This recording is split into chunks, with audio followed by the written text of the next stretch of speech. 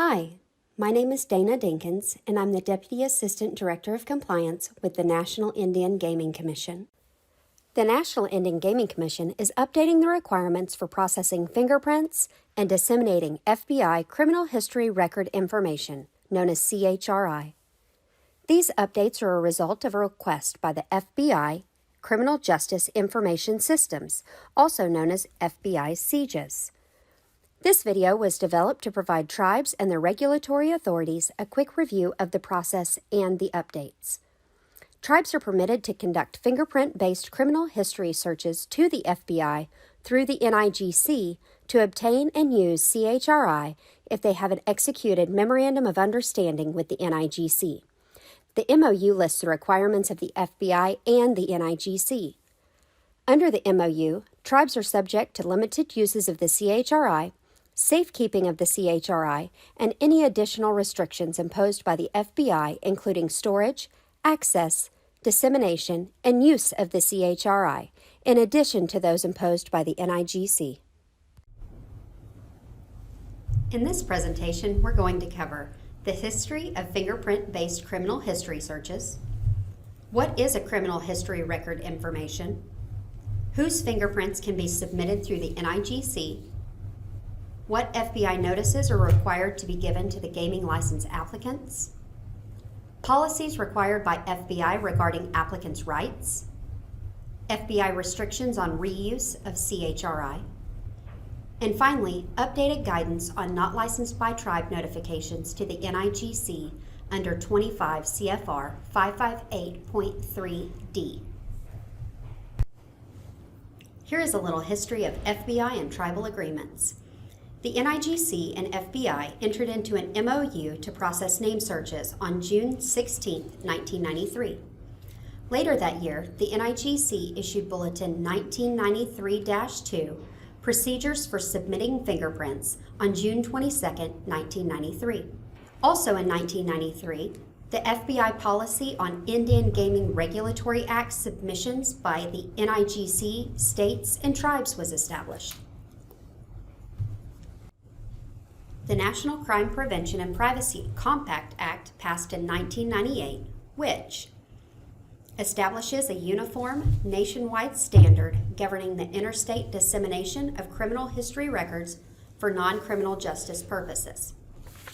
It ensures the state and federal agencies receive criminal records for authorized employment and licensing purposes, and establishes technology standards supporting consistency and uniformity, increasing data sharing and integration.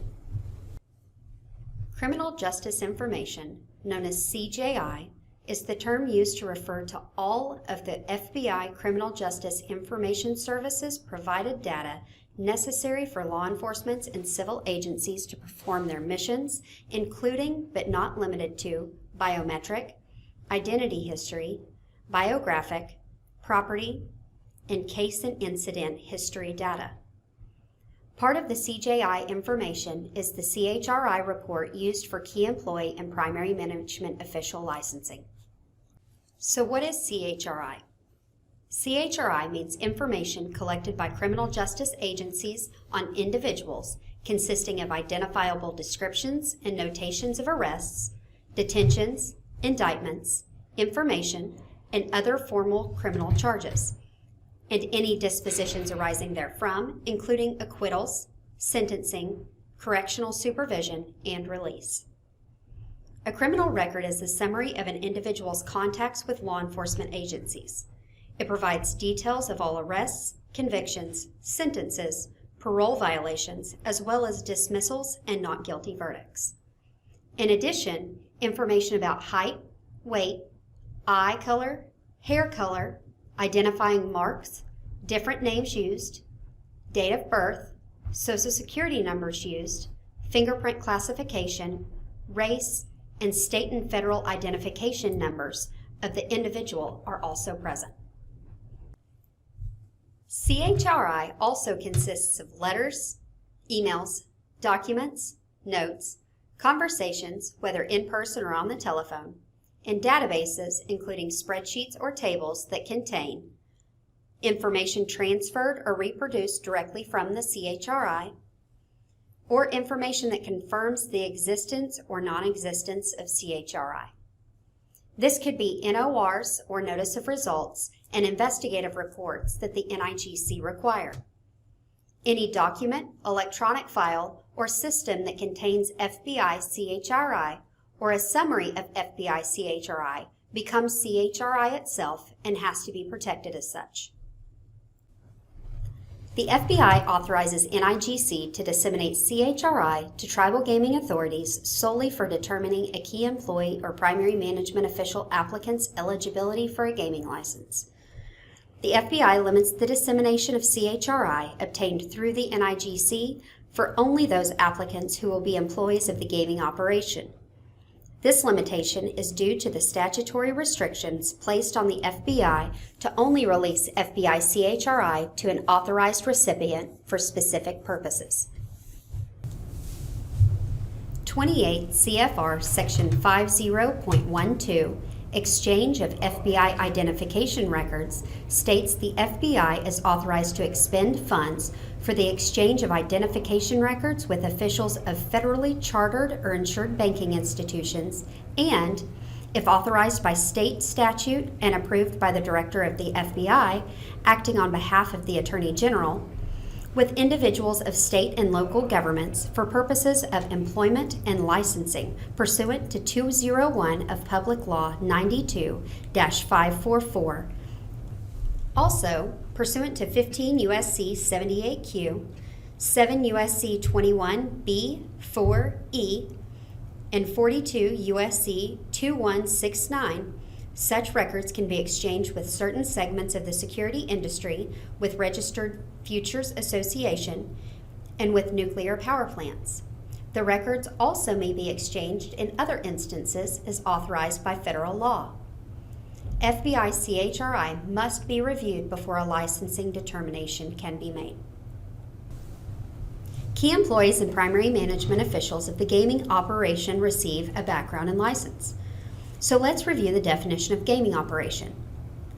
25 CFR Section 502.10 defines gaming operation as the economic entity that is licensed by the tribe, operates the games, receives the revenues, issues the prizes, and pays the expenses.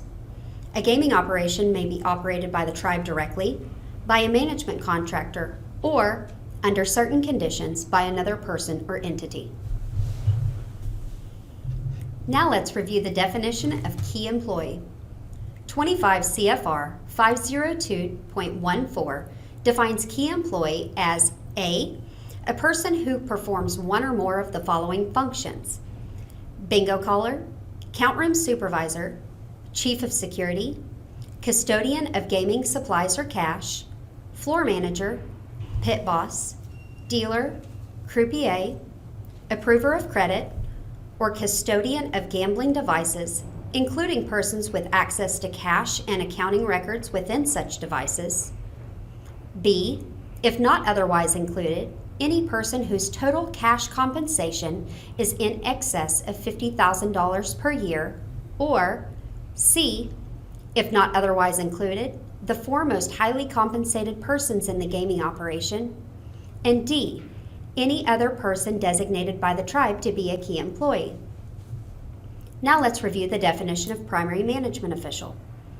25 CFR 502.19 defines primary management official as A, the person or persons having management responsibility for a management contract.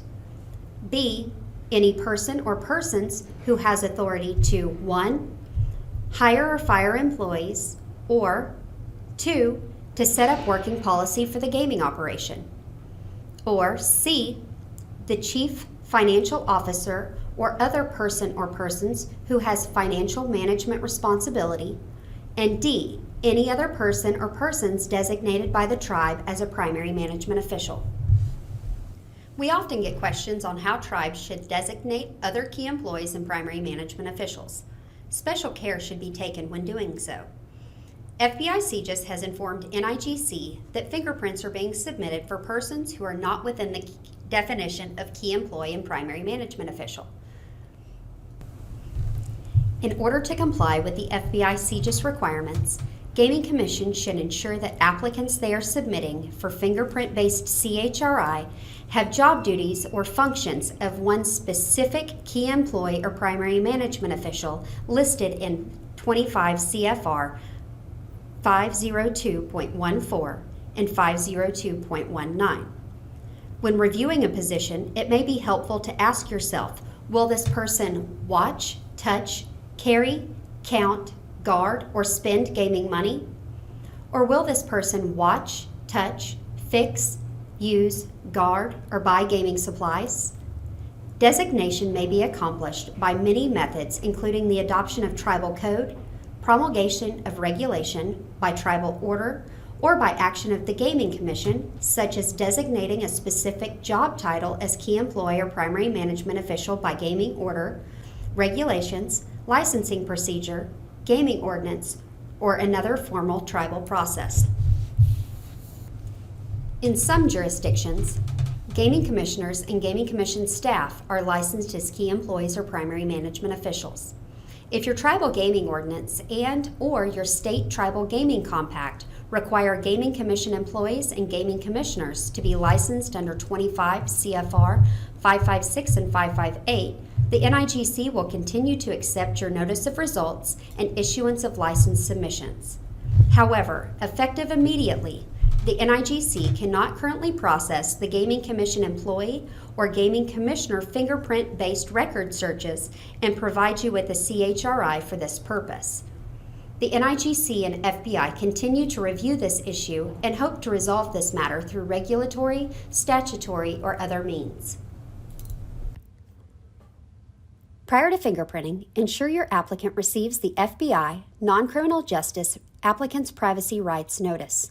This notice can be found at the link on your screen. On November 6, 2019, the FBI updated the Non-Criminal Justice Applicant's Privacy Rights Notice. Please ensure you're using the current, most up-to-date version of this notice. Additionally, ensure your applicant receives the FBI Privacy Act statement. The Privacy Act statement must be a statement dated 2013 or later. Again, the link can be found on your screen. The FBI Privacy Act notice located in this link is currently dated March 30th, 2018. Applicants' rights are also listed at the beginning of every CHRI provided by the FBI if there's an arrest record returned. The Gaming Commission must have a policy that details how the applicant may request and receive a copy of their CHRI. A tribe doesn't have to provide the CHRI to the applicant, but the tribe does have to tell the applicant how they can obtain it from the FBI. The policy should contain how the applicant requests a copy of their CHRI, how the copy will be provided, amount of time to provide the CHRI, verification of the applicant's identity, and how to log the CHRI was provided. CHRI cannot be provided to anyone other than the applicant, including spouses or household members, even at the applicant's request. The only exception is if the applicant has requested their CHRI be provided to their attorney who is acting on their behalf. If it's the Gaming Commission's policy to provide copies of the CHRI to the applicant, make necessary copies of the CHRI with a watermark or marking that cannot be altered. Creating a watermark or large marking which cannot be altered allows the Gaming Commission, NIGC, and FBI to quickly determine, in case of unauthorized release by the applicant, that the copy released was a copy provided to the applicant and not an unauthorized release from the Gaming Commission. Try not to create unnecessary digital copies of the CHRI.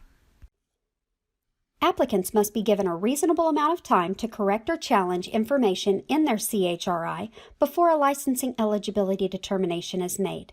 There isn't a set-in-stone time that's considered reasonable and can be set on a case-by-case basis.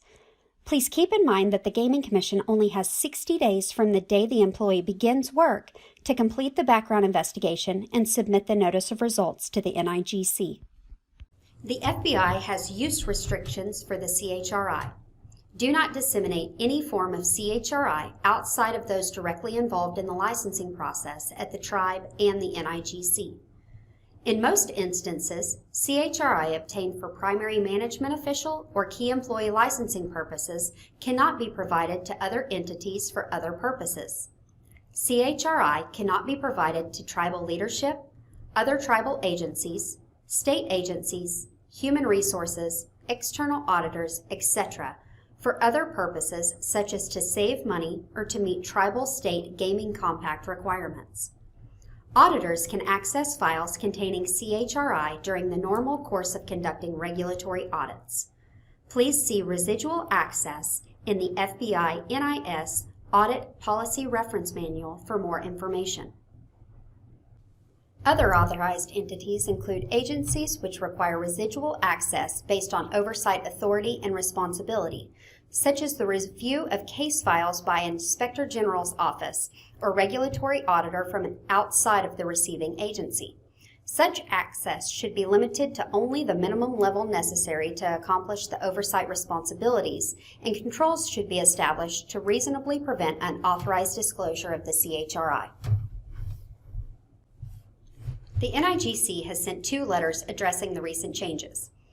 A letter summarizing the information above was sent on July 1, 2019.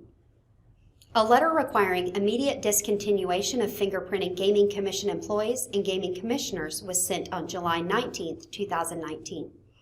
If you have not received any of these documents, please contact your NIGC region office. The NIGC Compliance Division recently requested a review and updated guidance on the submission of Notice of Results under 25 CFR 558.3D. It states, if the tribe does not license an applicant, they must notify the NIGC no license was issued and forward the eligibility determination and Notice of Results. This is the case if the background investigation, eligibility determination, and Notice of Results are complete, but for any reason the applicant was not licensed, you must notify the NIGC no license was issued and submit the NOR and eligibility determination. So the question is asked, can I send in an NOR indicating not licensed even if we do not reach the eligibility determination stage?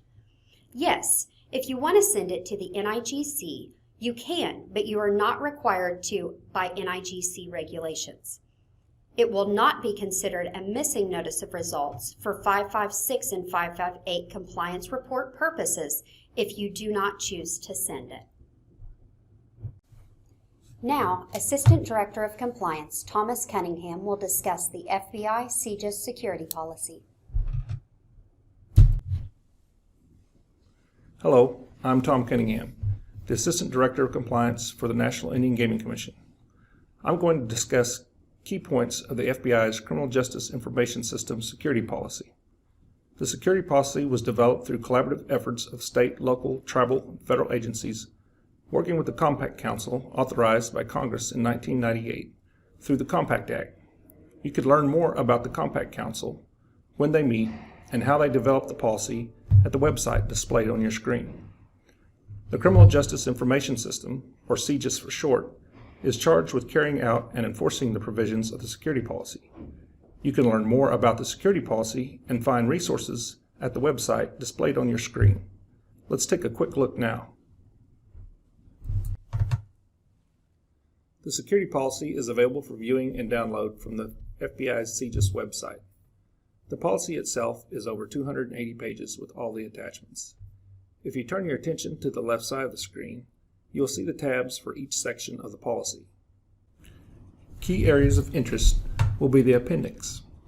Appendix A covers all the terms and definitions used throughout the policy. Other key areas of interest will be Appendix G and Appendix J. Appendix G discusses best practices. It breaks down cloud, mobile devices, encryption, bring your own device, setting access, and incident response. Appendix J talks specifically about non-criminal justice agencies' supplement guidance.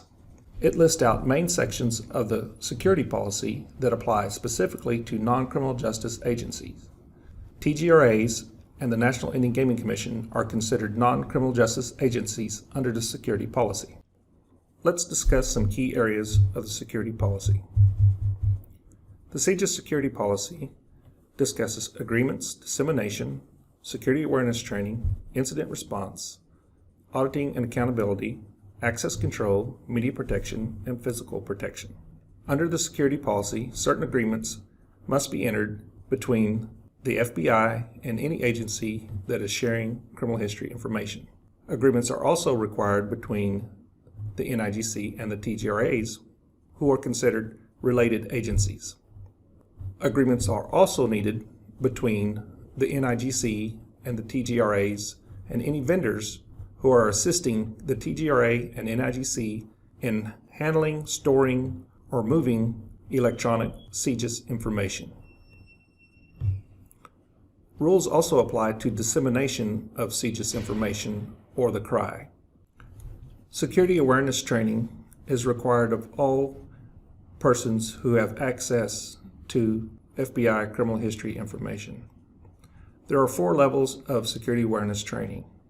Level 1 is required of any persons who have access to areas where the criminal history information is stored. They may not use the information, but they would simply have access to the areas where it is stored. Level 1 baseline security awareness training is for all personnel who have unescorted access to a physical secure location. Level 2 security awareness training is for all authorized personnel with physical access to criminal justice information. In other words, they have physical access to the filing cabinets, to papers that may be on the desk, or to file folders containing the criminal justice information. Level 3 security awareness training is for all personnel with both physical and logical access to criminal justice information. So not only would they have access to the file folders and file cabinets, they would also have access to any electronic media that's stored on computers, shared drives, or other electronic media. Level 4 security awareness training is for all information technology personnel, system administrators, security administrators, and network administrators. The security awareness training is required within 6 months of personnel being assigned access to CHRI, and biannually thereafter. When criminal justice information, or CHRI, is stored electronically outside the TGRA or NIGC, like in a cloud or on a thumb drive, it must be encrypted at FIPS 140-2 certified, or use a symmetric cipher at least 128-bit in strength, or use AES symmetric cipher at 256-bit strength. When CHRI is transmitted outside a secure location, like in an email, it must be encrypted at FIPS 140-2 certified and use a symmetric cipher at least 128-bit. There are 2 exceptions to encryption. The first exception is when transmitting criminal history information via a cellular device using your voice. The other exception is when transmitting criminal history information via fax, if you're using a standard telephone line and a multi-function device. It is important, however, to note that if your fax machine converts the fax into an email, it must be encrypted. Let's talk a little more about agreements, specifically outsourcing agreements. In order for a third party, including a tribe's IT department, to have access to criminal history information, you must have an outsourcing agreement with the third party. Before you can execute an outsourcing agreement, the TGRA must first send a letter to the CJIS Compact Officer requesting approval to enter into a contract with the third party. A copy of the draft contract agreement must be included with the letter. The letter and the contract both will indicate the TGRA agree to inspect and certify to the CJIS Compact Officer that the third party is in compliance with the CJIS security policy within 90 days of the third party having access to the CRI. Let's take a look at a sample letter and contract. The letter is very straightforward. It identifies the party, the TGRA, and the vendor, and what service they'll be providing. It also confirms the authority under which the TGRA is accessing the CHRI. It confirms the TGRA will audit the contractor's compliance with security policy within 90 days. The contract is very straightforward as well. It repeats some of the same information in the letter. Remember, don't execute the contract until you've received approval from the FBI Compact Officer. When the contract is approved by the CJIS Compact Officer, the TGRA will receive an approval letter and a copy of the outsourcing standards for non-channelers, along with a reminder about the 90-day audit requirement. Under Part 2.05 of the outsourcing standard, the TGRA shall conduct an audit of the contractor's compliance with the CJIS security policy within 90 days of the date the contractor first receives FBI CHRI. The TGRA must certify to the CJIS Compact Officer the audit was conducted. At the bottom of the slide, you will see a sample contract approval letter which will be issued to the TGRA. There is a sample 90-day audit checklist which lists the specific sections of the CJIS security policy that require verification. And finally, there is a resource document to assist TGRAs in the conducting of the 90-day audit. It's titled The Outsourcing of Non-Criminal Justice Administrative Function Guide. This guide will provide explanations on the audit requirements and help guide the TGRAs through the different scenarios they may encounter. All three of these documents are available for download with this video.